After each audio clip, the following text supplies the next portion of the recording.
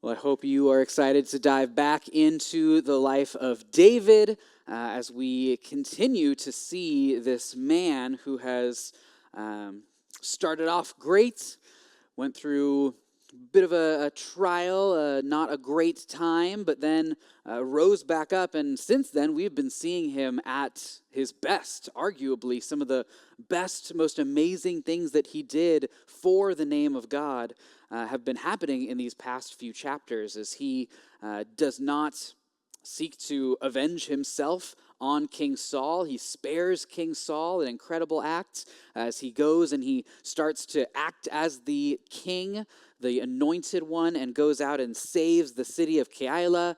He starts to develop a trust in God. He's got a trust in God, but he continues to develop it, I should rather say. And so we have seen some great times with David, and he's been flying high. He's been doing great. Unfortunately, a lot of the time when we are doing great, we're doing well, we start to run on autopilot a little bit. We start to feel like, okay, I've got this under control. Maybe I can start making decisions a little bit quicker. Maybe I need to not pause and ponder and think as much as I did. And so I'm just able to go and kind of just get things done. Unfortunately, that is not a great way to live, as we have not been yet perfected. So there is still sin. We still have flaws in our thinking. There's still a lot of issues and problems, even for some of the best of us who are going through the best of times. His situation is still difficult. He's still on the run from King Saul. They've parted ways. He showed Saul his problem. Hey, you're trying to kill me. That's not okay. I am being righteous in this. Saul says he's going to stop trying to pursue him. We'll see what happens next chapter. But he has been doing pretty well. And unfortunately, in this chapter, he doesn't really stop and take account of what he should be doing and stay focused in what he should be doing. He should really stop. You know where else people should really stop? Is out in front of our house where there's a stop sign. Would be really helpful if people used that stop sign. It is a pervasive problem in Tustin, so much so that I don't know if you've seen it. If you've driven past our apartment complex, of which we're pretty close to where that stop sign is, it's a big place where people like to, for some reason, just race down. It's a little short straightaway. It's not even that long, but they really like to race it and rev their engine, and usually they do this at like 1 a.m, which is so much fun. But they go and blow right through that stop sign. Granted, it's dark, so what happens? This is such a prevalent problem that the city of Tustin actually installed a light-up stop sign. I don't know if you've seen that on El Camino, but that's right where we live, so you can stop by, honk, and say hi. But they had to install this. It's got the solar panel and everything, so it can always be charged. And now I know every time I'm coming home from church at night, I'm going to see the stop sign. Our kids are starting to recognize it and see it. Oh, yeah, there's the stop sign. But people were just not paying attention to the stop sign. They didn't care about it at all, or they didn't want to see it. They didn't want it to be there because they had agendas of their own. I want to speed. I want to go fast. I want to do this. I want to do that. And so people were just blowing through this stop sign, which, as we all know, if you continue to do that, could end very tragically. It could be very bad in the end. So we want people to obey the stop signs. And hopefully, as we see this, we should also observe stop signs, warnings in our own lives as we look at the life of David in 1 Samuel chapter 25. So if you have your Bible, flip open to 1 Samuel chapter 25, where we are going to see a time in David's life where unfortunately, his immediate response is not the best response, and yet God puts up that stop sign in his life, and it is a helpful, wonderful, blessed stop sign, a roadblock, so to speak. So we pick up in 1 Samuel chapter 25, and we see now Samuel died, and all Israel assembled and mourned for him, and they buried him in his house at Ramah. Samuel, I know we haven't read that much about him. We had one encounter with Samuel before where David went to him, but Samuel is the prophet. He is the prophet of the day. There's some other prophets like Gad, who's with David, probably some other minor prophets as well, but this was the main prophet. I mean, no one had been speaking to God and had God speaking to them as much as Samuel during this time. So this is a huge hit for the nation. This is hard. This is difficult. This is a sad time that it comes right here. But what do we see happen? Continue on. It says, Then David rose and went down to the wilderness of Paran. And there was a man in Maon whose business was in Carmel. Maon, if you remember, last chapter, that's where David and his men had been. They'd been hiding out. So they've been hanging out with this guy, and they've seen him before, not hanging out with him, but they've been hanging out in the area of him, and they know of him. It says the man was very rich. He had 3,000 sheep and 1,000 goats. He was shearing his sheep in Carmel. Now the name of the man was Nabal, and the name of his wife Abigail. The woman was discerning and beautiful, but the man was harsh and badly behaved. He was a Calebite. I love how it just kind of says it that way. Like, you get it, right? If you know Caleb, he was a headstrong guy. He did it in a great way, but he was just a headstrong guy. This one, unfortunately, does not follow after the godly version of that. He falls under a very worldly version of that, this Nabal. Verse 4 says, David heard in the wilderness that Nabal was shearing his sheep. So David sent 10 young men, and David said to the young men, Go up to Carmel, and go to Nabal, and greet him in my name. Thus you shall greet him. Peace be to you, and peace be to your house, and peace be to all that you have. David, as he greets this man, starts off with shalom. If you've ever heard that phrase, it means peace be to you. It is a blessing that you would give. David is literally saying to this man, hey, I want to bless you. I want God to bless you. I want him to do great things for you. I want you to have peace, be able to live the life that you should be living. I want that for you. I want that for your house. I want that for everything that you own. This is a great blessing that David is calling on for this man. So he's starting out very, very kind, very caring and loving towards this man, a fellow Judahite. Verse 7, it says, I hear that you have shearers. Now your shepherds have been with us, and we did them no harm, and they missed nothing all the time they were in Carmel. Ask your young men, and they will tell you. Therefore, let my young men find favor in your eyes, for we come on a feast day. Please give whatever you have at hand to your servants and to your son David. David's saying, hey, we were out there in the wilderness of Maon, out in a wild place where there's probably bands of raiders from the Philistines. Other people could come in and try to take advantage of your shepherds who aren't exactly equipped to defend themselves and all of the sheep. They've got 6,000 sheep and 1,000 goats. It's a lot to take care of. If a couple of them went missing one night, they probably wouldn't even notice. So David's saying, hey, we cared for you guys. We made sure you were safe. Later on, one of the men of Nabal, in verse 16, he says this of David and his men. He said, they were a wall to us, both night and day. All the while we were with them, keeping the sheep. They were security for us. They were safety. They kept us from harm. In the daytime and at nighttime, they were watching out for us. We get to sleep soundly while David's men were up on watch, on duty. They were actually doing a great job for us. What happens with this? So verse 9, that's what David told his men to go say. So what happens when David's men went, they came and they said all this to Nabal in the name of David, and they waited. Which is not a great start. That should immediately be a little bit of a red flag. Why are they having to wait? Nabal probably has these guys come in. They tell him all these things. Hey, blessed be you. David, he wants to bless you. He wants your house to be blessed. He wants you to increase. He wants great things for you. Also, we took care of your people, so it's a feast day. It's a great day. You're shearing your sheep. You've probably prepared a huge feast for yourself. Can you just give us a little something? A little recompense for what we did, for all the hard work that we did, the labor that we put in? Can we just get a little bit of something? And Nabal just says, I'll think about it. He comes back later on. Verse 10. Nabal answered David's servants, "Who is David? Who is the son of Jesse? There are many servants these days who are breaking away from their masters.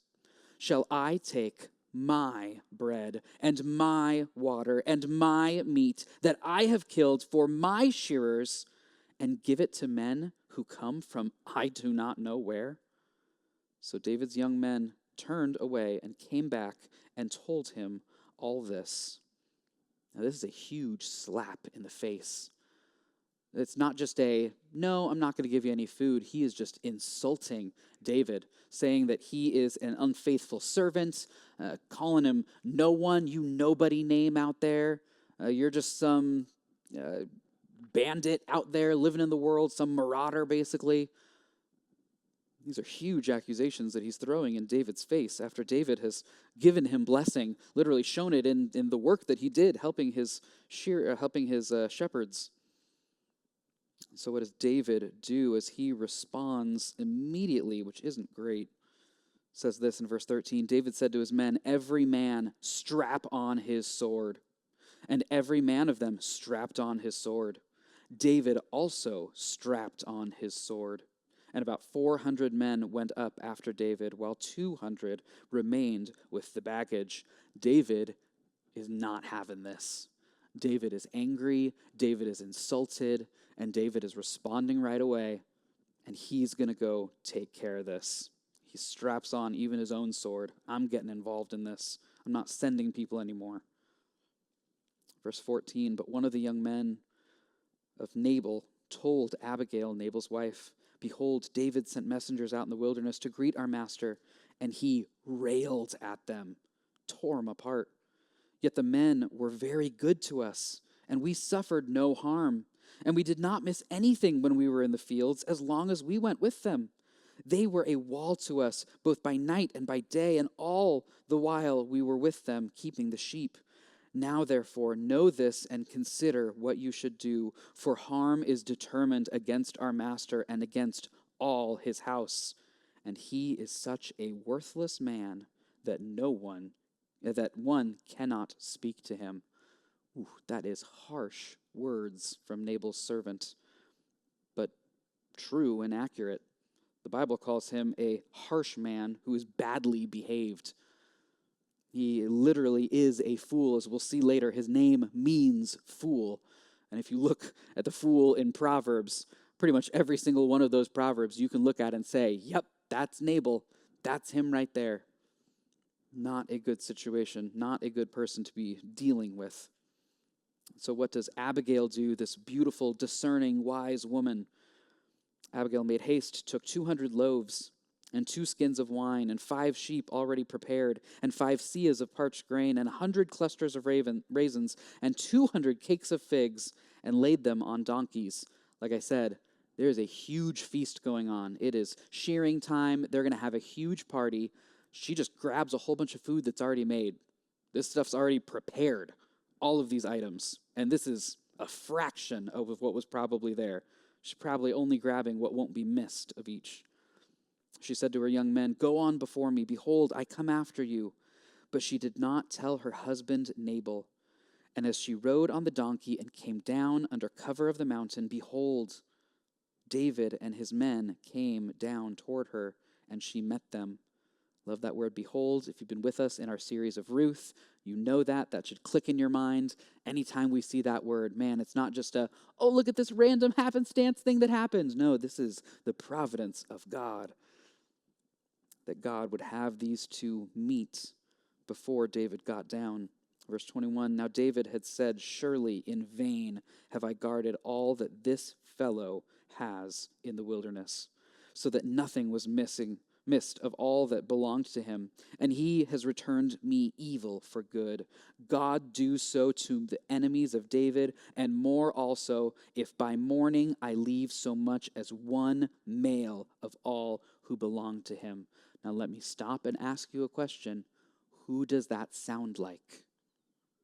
Someone has offended me. Someone has done something wrong against me. So I'm not only going to kill that person, I'm also going to kill their entire family, everyone associated with them. Who does that sound like? That sounds like Saul. That sounds exactly like Saul. That's exactly what Saul has done. When he thinks that the prophets, or the priests rather, are aiding and abetting David, he doesn't just kill Abiathar, he slaughters their entire families.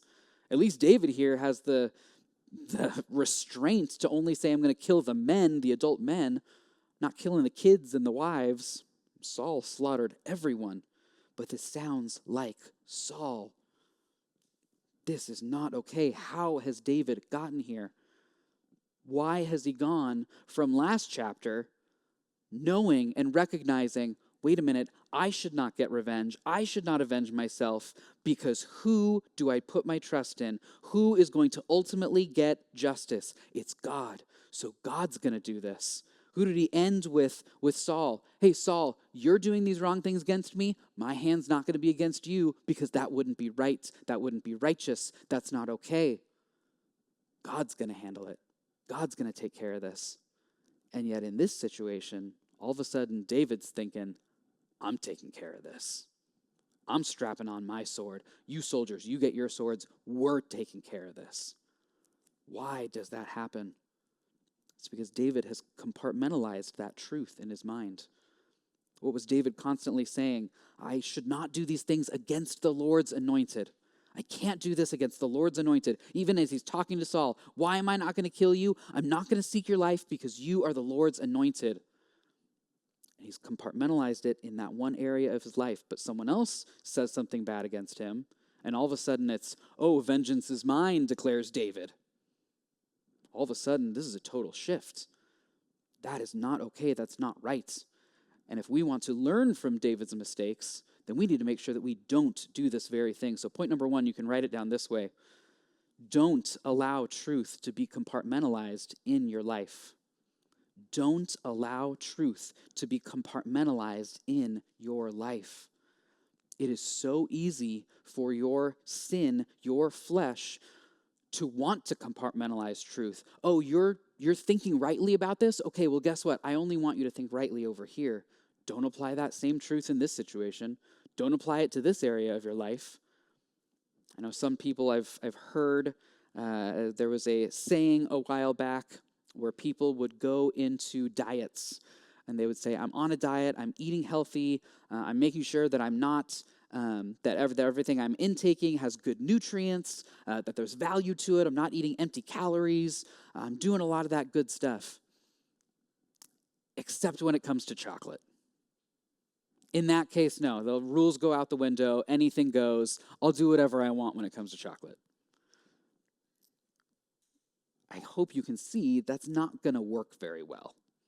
If you genuinely live by that, that's not going to be an actual helpful thing in your life. That's not how it's going to work.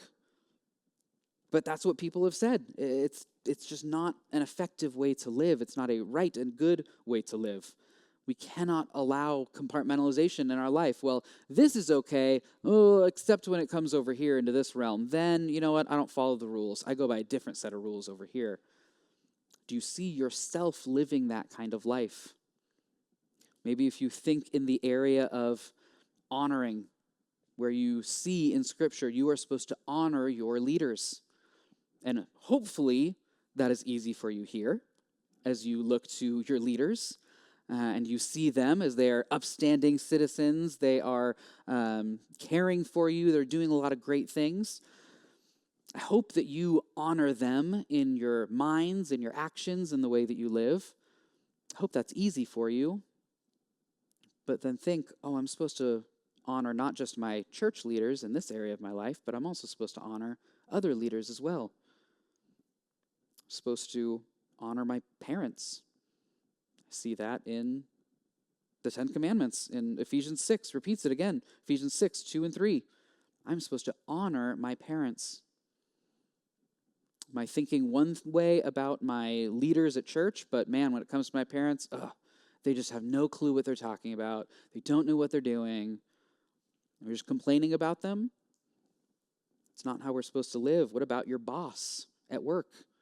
Man, I know I'm supposed to honor all of my leaders. I'm supposed to do what they say. I'm supposed to have a happy heart towards my leaders. But my boss, you don't know my boss. It's a different story. I don't have to do that in this situation. No, it needs to apply into all situations. What does 1 Timothy 6 say? It says you should consider your employer, the person who oversees you in the workplace, as worthy of all honor. And it doesn't say that of just Christian employers. It doesn't say that of just good employers. It doesn't say that of just honorable employers. It just says employers, the people that you report to at work. That is who you should show honor to. What about the government? What about people in charge of you in political sense?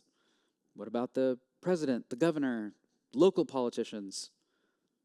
Do you show them honor? Because they are leaders in your life. That's why 1 Peter 2:17 says it. 1 Peter 2:17 says you should honor even the emperor at the time. That area of honor in your life for leaders cannot just stay in one compartment, cannot just stay in one area. When I'm at church, I live one way and I live by one set of rules. When I go home, I live by a different set of rules. I don't need to honor my leaders anymore. No, I'm going to live differently over here. When I go to work, yeah, that's totally different. When I'm hanging out with my friends, yeah, that's totally different. You know what that's called? That's called hypocrisy. When you're living differently all over the place. And it happens when you're compartmentalizing your life, when you're compartmentalizing specifically the truth in these areas. We cannot allow that to happen. That happening in your work ethic as you sit and maybe you enjoy your job, so you work really hard at it and you do your best and you want to honor your, I almost said teacher. Let's go school. Yes, there we go, school. You want to honor your teacher in school. You want to do a good job. You want to get a good grade. But man, when it comes to working hard at church, in my service post, it's not that big of a deal. It's not that bad. Yeah, sure, when I show up to work, I know I want to be there on time, ready to go. But when it comes to church, maybe I'll show up a little bit late. It's not that bad, not big of a deal. No, we got to be consistent everywhere that we are. We got to use the same truth in every area of our lives. Don't be like David, because then you're going to end up in this same mistake where you apply truth correctly in one sense, and in another area, you're out of control. You're looking like Saul, which is a big indictment. But let's see where this goes, because God is good and gracious to his people. So let's look at verse 23. It says this: when Abigail saw David, she is on her donkey, she's coming up. All of the food and everything has gotten to him before because she sent it ahead of her. She hurried and got down from the donkey and fell before David on her face and bowed to the ground. What is she doing? She's coming up and saying, please, can I have a minute to talk with you? She's about to go on for the longest, the biggest section that we have, the longest dialogue that we see from a woman in the Old Testament. It might be the New Testament as well, as I'm thinking of it, but at least the Old Testament I know. This is the biggest chunk that a woman speaks, and it is incredible what she says. But you know what's really also very incredible?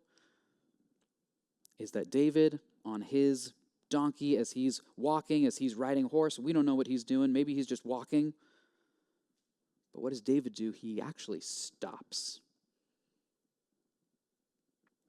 If this were someone else, if this were Saul, do you think anything is stopping Saul?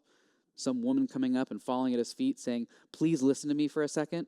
He's not stopping. He's not listening. No, I'm going to go exact vengeance. Then I'll come back and I'll handle you. I'll talk to you later. I got stuff to do right now. That's what David would do, or that's what Saul would do. But David, he does stop. He does listen. And God has put this roadblock in David's life for a very good reason. So point number 2, before we fully get into it, just write it down this way. When we encounter those roadblocks in our life, something that stops us in our tracks, we do need to stop and consider them. So stop and consider roadblocks. When you are on your way to do something and all of a sudden, man, there's a roadblock. There's something that stops me here. Oof, I better stop and consider. Got my kids, and I feel like I've been using this phrase a lot more with them lately as they have begun to be more responsible. They're wanting to be more independent. They're doing things on their own, wanting to make their own decisions, which in one sense is great. In another sense is not as great, but it's usually pretty exciting when they are trying to make decisions on their own. But sometimes when we are trying to do something and we have a plan and we're saying, hey, you need to go do this, and they have a different plan, it doesn't work out so well. So one of my children, who will remain nameless, has their arm full of cars. And if you know them, you know exactly who I'm talking about. They've got their arms full of cars because they love their cars so much. And it's getting ready to be bedtime. And it's, okay, bud, we got to get you ready for bed. We need to get in your pajamas. We need to brush your teeth. You need to use the restroom. You need to grab your water and take it over to your bed. That's one of your jobs. So we need to do all of these things, and we can't do that with all the cars in your arms. But guess what? I'm going to take the cars, and I'm going to put them on your bed, or at least the two that you choose, because that's the rule. You get 2 cars. Don't get all the cars. So here are your 2 cars. And I'm going to put them on your bed for you. I'm here to help you. And you know what the response is? No, don't take my cars. Don't take them. No, these are mine. What's going on? I've got my own plan. I want to do this. And it's not listening. They're not listening to what I'm trying to say. So the phrase that I've been using over and over with them is a phrase from the greatest novel ever written. And it goes like this: I am not trying to rob you, but to help you. Yes, that was by Gandalf in Lord of the Rings. As he is trying to help his friend Bilbo give up the ring when Bilbo cannot give up the ring. And he has to remind him, I am your friend. I'm not trying to rob you. Whenever you experience a roadblock in your life, maybe life's going in one direction and all of a sudden you hit a roadblock and, oh man, what am I going to do now? I thought I was going in this direction.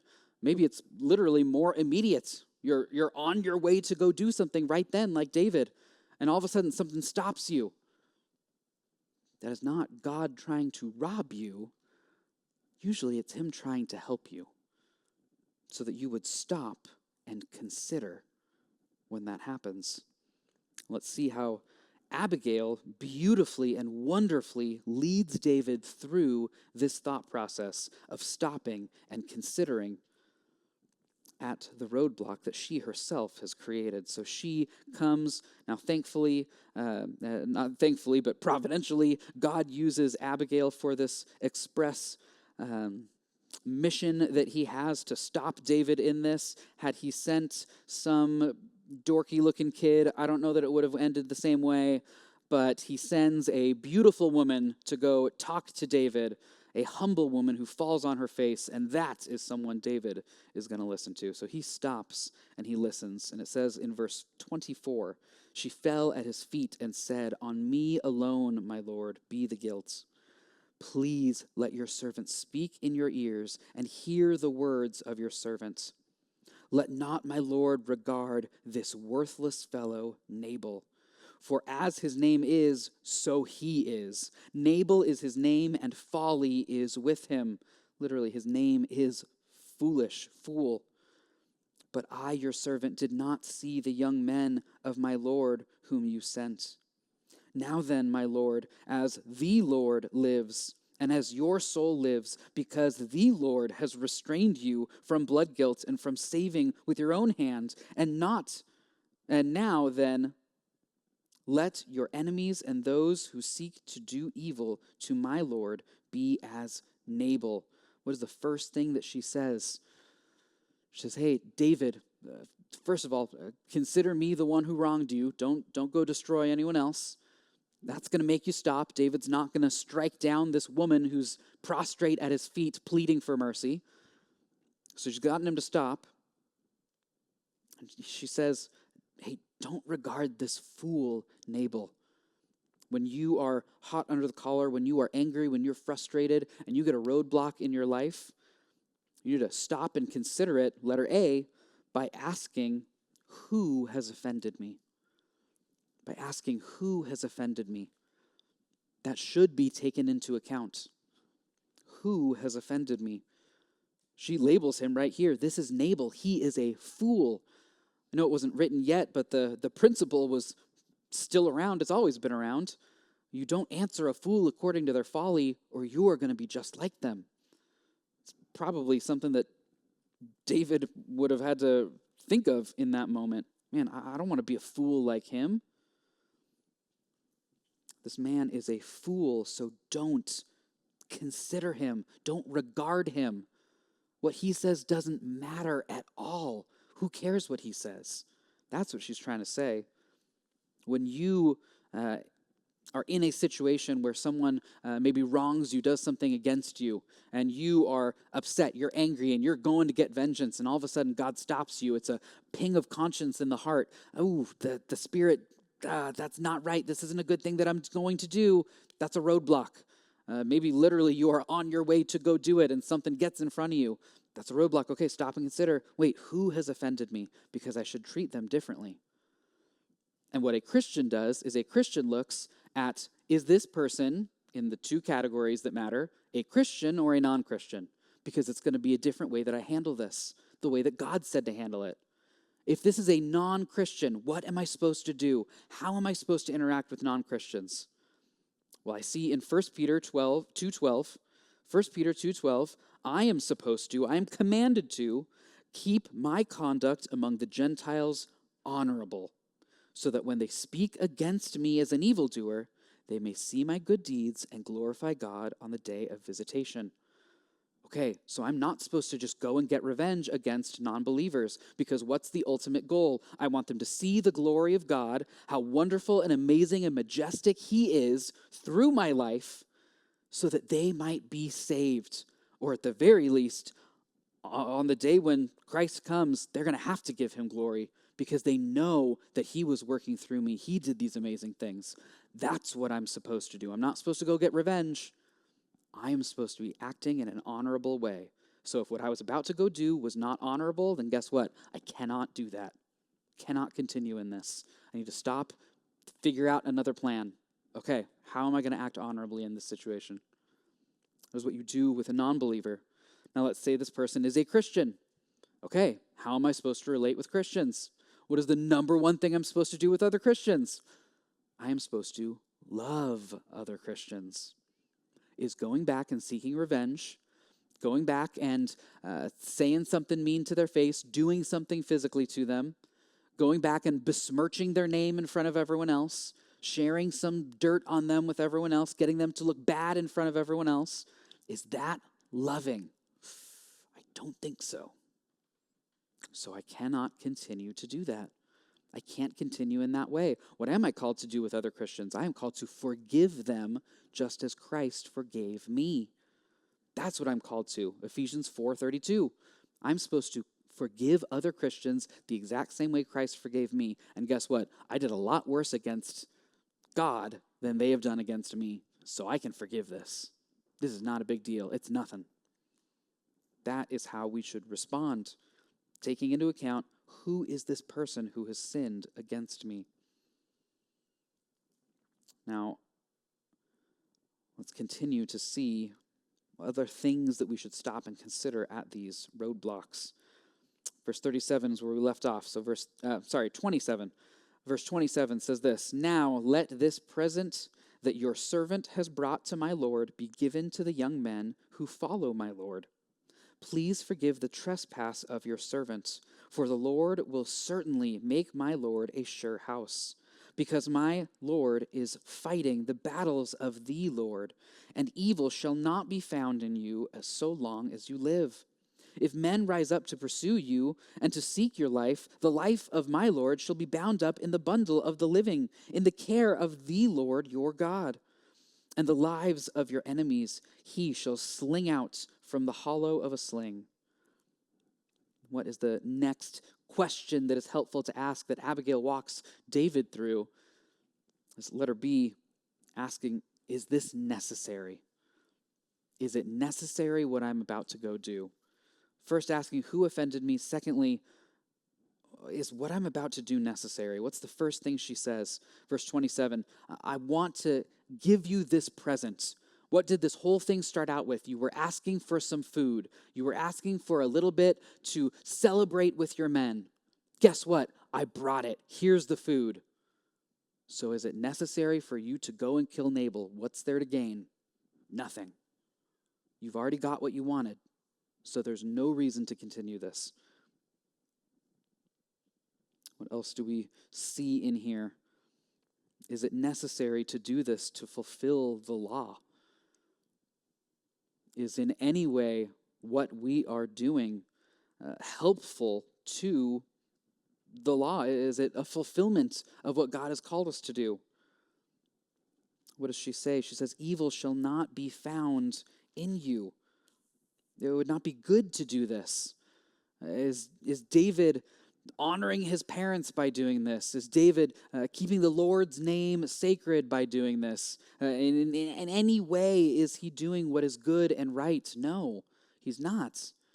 Has Nabal committed some serious sin that is worthy of death? No, he just insulted you. That's all he did. It's not worthy of death. God will ultimately take care of those matters. Did he blaspheme? That's worthy of death. Did he kill someone else with a high hand? That's worthy of death, like Saul. Did he do something like that? Those are worthy of death. That's fulfilling the law, but you've got no grounds to kill this man right now. He just insulted you. That's it. Lastly, is it necessary? Has God told me to do this? Is this what God said I should do? Or is it just, I feel like I should do this? Because guess what? My feelings are going to lead me astray. My feelings will go to the wrong place. Like we saw last time, I can't just rely on, well, the situation seems like it. I got 400 soldiers. He's got just a bunch of shepherds. We can take them out so easy. This would be great. That's easy.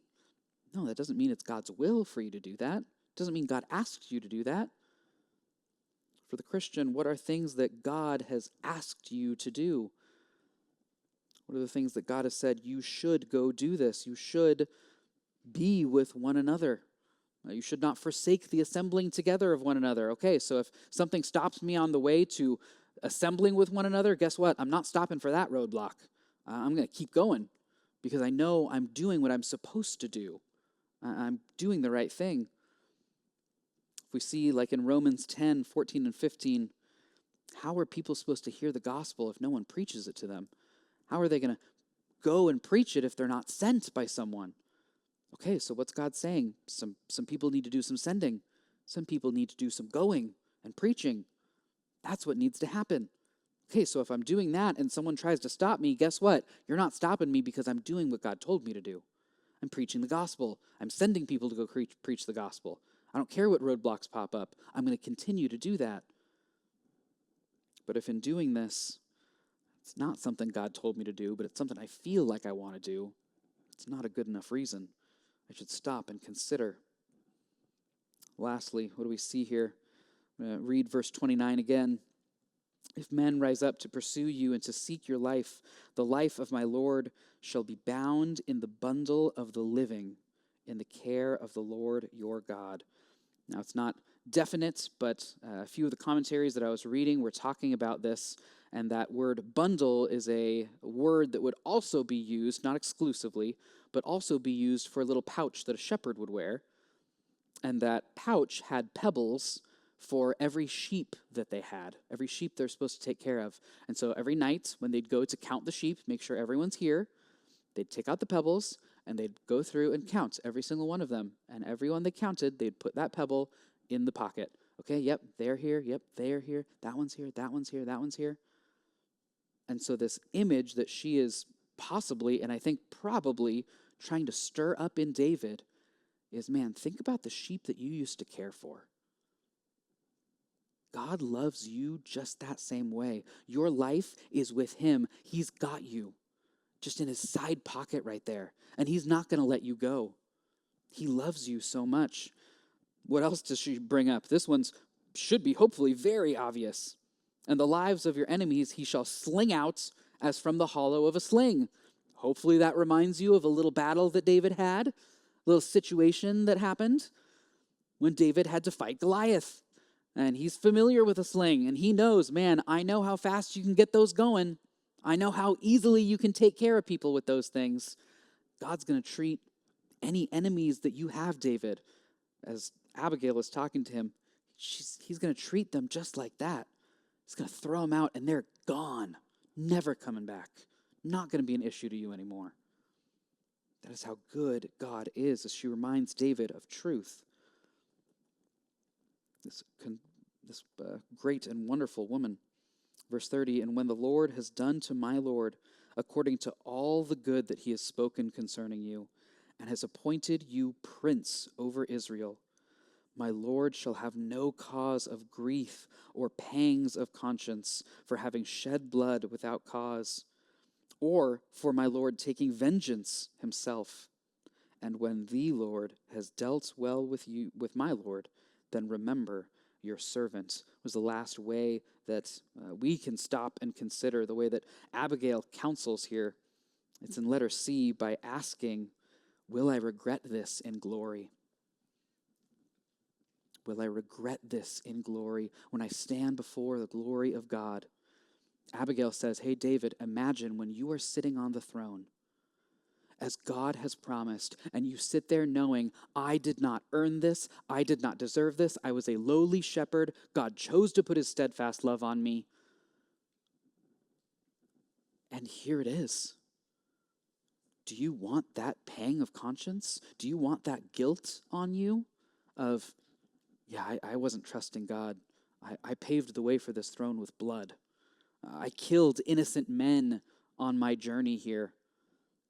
I didn't do what was right. Is that what you want to think? We can think in a similar way as Christians. We don't have thrones promised to us necessarily, at least that kind of throne. But what do we have promised to us? That we will one day stand before God. We will one day be perfected in him. We will one day get to be with him in paradise forever. And as you stand before the glorious judge who died for your sins and mine, can you stop and think, is this what I want to have done? Do I want this to be on my conscience as I stand before this great and wondrous Lord who did everything for me, and yet I couldn't just stop and consider that this is not what he wanted me to do? And now I have guilt. Can we stop and consider that? Think often of your judgment day. What do I want that day to look like? I want there to be glorious celebrating as we get to see, man, look at the things that God did through me. I don't want to be looking back and, I failed there. Didn't trust him there. Took matters into my own hands there. It's not what I want to think. Will I regret this in glory? God didn't just give David a merciful restraint in this situation, but also an assurance of his promise. One commentator put it this way, Yahweh not only intercepted, but encouraged David. As David is on his way to sin, on his way to disobey God, God stops him, restrains him from sinning, and points him back in the right direction and encourages him when David doesn't deserve it at all. He's already purposed in his mind, I'm going to go kill this guy, all of his family, they're done. And God's saying, yeah, I'm going to stop you from doing that, and I'm going to encourage you. I'm going to remind you of the promises that I gave you. This woman who stands before you is going to remind you of how I have said I will defeat your enemies, of how I said I will make you the prince of this land. That is this good, wonderful God. What else can David do but praise the name of the Lord? Let's look at verse 32. And David said to Abigail, blessed be the Lord, the God of Israel, who sent you this day to me.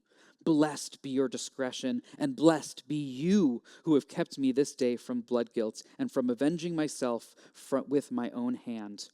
For as surely as the Lord, the God of Israel, lives, who has restrained me from hurting you, unless you had hurried and come to meet me, truly by morning there had not been left to Nabal so much as one male. Then David received from her hand what she had brought him, and he said to her, Go up in peace to your house. See, I have obeyed your voice, and I have granted your petition. When we see these roadblocks in our lives, we recognize these are from God. If we can sit there and say, Behold, something just stopped me in my tracks, then after we stop and consider and realize this is what I should be doing. I wasn't going to do what's right. Now I'm back on track. Now I'm going to do what's right. Then we need to rightly respond to roadblocks with praise and obedience. Rightly respond to those roadblocks with praise and obedience. Man, how wonderful and beautiful that roadblock is. How thankful I am for it. That is how we should respond. There, sadly, as I was looking at stories on roadblocks, I came across this one, which is really tragic in the end, but it was stunning in the way that it was talking about it. Apparently, a few days ago in North Carolina, there is a highway that is partially closed down because of the hurricane that just came through, and it had destroyed part of the land, and then there was a landslide which destroyed part of the highway. So that part of the highway is blocked off, and they have coned it off. They have barricades. They have all of these things. They also not only have all those, but they also have a state trooper who is positioned there, who is there 24/7. Not one person. They take shifts. Don't worry. But someone who is there always, constantly on the lookout for anyone who may pass through those barriers, because they're heading to an area where literally there's just a giant hole in the highway. It's a raised highway in a kind of cliffy, mountainous area. So they're over a ravine, and there's literally just a emptiness below it. So they wanted to make sure everyone would stay safe. Unfortunately, a few days ago, a woman was driving at, I think it was like 6:30 at night, and the state trooper sees her past this barricade, and there's barricades, there's signs, all of the things. And so he's like, all right, well, she's not paying attention. Maybe she's tired after work, whatever. Turns on his lights, starts going after her, turns on the sirens, starts talking to her over the radio. And for 3 miles, he is going behind her. For 3 miles, she's not stopping. She keeps going, not listening to anything, not seeing anything, didn't pay attention to the barriers. And sure enough, she goes off, falls down into the ravine, and ended up passing because of the injuries that she got from this. But it was interesting what the people were saying, and even the state trooper, as he was recounting this, said he was behind her, attempting to get her to stop for more than 3 miles. He witnessed the crash and called for emergency medical aid. Highway patrol officers said the incident counts as the most egregious breach of the roadblock they had dealt with. An egregious, just not even caring about the roadblock. I hope that we see these roadblocks as a beautiful grace from God, a wonderful thing, not something that is inconvenient, not God trying to take something good away from us. This is God's grace in stopping us from sin, if we will stop and consider. And when we do that, then we can respond rightly. What we wanted to make sure we do is do exactly that, respond rightly with praise and obedience as David cries out to God and blessed be God, blesses the name of God, blesses the discretion that God has given to this woman, and blesses her for having the initiative, having the courage to come out and do this herself. It's a great time. David is so excited about this situation.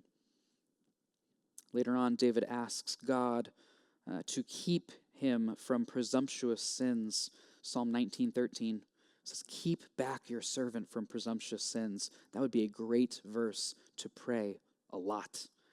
God, keep me back from sins. If I am heading towards a sin, put a roadblock in my life. Please stop me. if I'm so blinded by the situation, I'm blinded by rage, I'm blinded by greed, I'm blinded by whatever. And I don't care if I'm blinded by it, I know I'm still culpable for it. But God, if I don't see it, please make me stop, pull over in my tracks, so that I would consider, and then I will stop and give praise to you and respond in obedience. That is what we need to do. So David does that. He stops and he says, yeah, I'm going to listen to you. I'm going to do what you say because you're right. You've been speaking the truth. Ultimately, what happens, Abigail goes back to her home. Her husband is having that huge grand feast. He is just super drunk, and she's like, it's not worth talking to him right now. He's not going to remember this in the morning. So she goes to bed, wakes up in the morning. In the morning, she tells Nabal what happened, and it says that his heart struck him. His heart died within him, and he became as stone. Most people interpret that as he had a stroke. In verse 38, it was no accident what happens next. And about 10 days later, the Lord struck Nabal, and he died. God took care of the situation ultimately, just roughly 10 days later, 11, 12 days later, something like that. David didn't have to do a thing because God was going to take care of it. When David heard that Nabal was dead, he said, "Blessed be the Lord who has avenged the insult I received at the hand of Nabal and has kept back his servant from wrongdoing." David's still excited about this. He still can't believe that God would do this, would be so good to him. Even however long it took for him to find out about this. A couple weeks later, the Lord has returned the evil of Nabal on his own head. Then David sent and spoke to Abigail to take her as his wife. When the servants of David came to Abigail at Carmel, they said to her, "David has sent us to you to take you to him as his wife." And she rose and bowed with her face to the ground and said, "Behold, your handmaid is a servant to wash the feet of the servants of my Lord." Incredibly humble woman. And Abigail hurried and rose and mounted a donkey. She's humble, but she's not stupid. So she gets ready, and she gets her 5 women attending her. She followed the messengers of David and became his wife. David also took Ahinoam of Jezreel, and both of them became his wives. Saul had given Michal, his daughter, David's wife, to Palti, the son of Laish, who was at Galim. Unfortunately, this chapter ends with a not great situation. David now has 2 wives that he's married after his first wife was given away to someone else. As Saul doesn't want David to be associated with his family anymore. He doesn't want David to have any kind of claim on the throne. You're not my relative. You're not my son-in-law. And David goes and marries multiple wives, which, while socially acceptable at the time, is not the pattern that God had placed down and that we see in Genesis 1. It's not great. And we're going to see the ramifications for that much later on. But for right now, I hope that we see the incredible blessing that Abigail was to David's life. Obviously, I think she's a great woman of God. Named my daughter after her. I think she does an incredible job of reminding David to stop and consider, think rightly, because he's compartmentalizing his life. He's compartmentalizing the truth in the situation. She helps him see it, and she gives him reason to praise and thank God for all of these things. And I hope that we would be people who will stop and consider, but also people who will stop others and help them to consider as well in these situations. Let's pray to God and go out and do that tonight. Let's pray. God, we thank you so much for all that you have shown us in your word. God, we thank you even for the roadblocks in our own lives. Though we have our own plans, we have our own missions, we have what we think is important, what we think is right in the moment, and yet, God, you sit there in your gracious love, and you not only will stop us, but as you did with David, you will often encourage us to obedience. God, when that happens in our lives, we pray that we would truly stop and consider We would truly think through, am I doing what is right in this moment? God, that your Spirit would be so active within us that we couldn't help but feel the pangs of conscience. And that, God, you would steer us in the right direction so that we can respond rightly in praise and obedience to you because you are deserving of it. God, I pray that we would never compartmentalize the truth in our lives that we see here, that this wouldn't just be in one area of our life. It wouldn't just be on Friday nights when we come, on Sundays when we show up. But God, these truths would permeate our whole lives so that you would gain great glory through all of it. We thank you and pray this all in your name. Amen.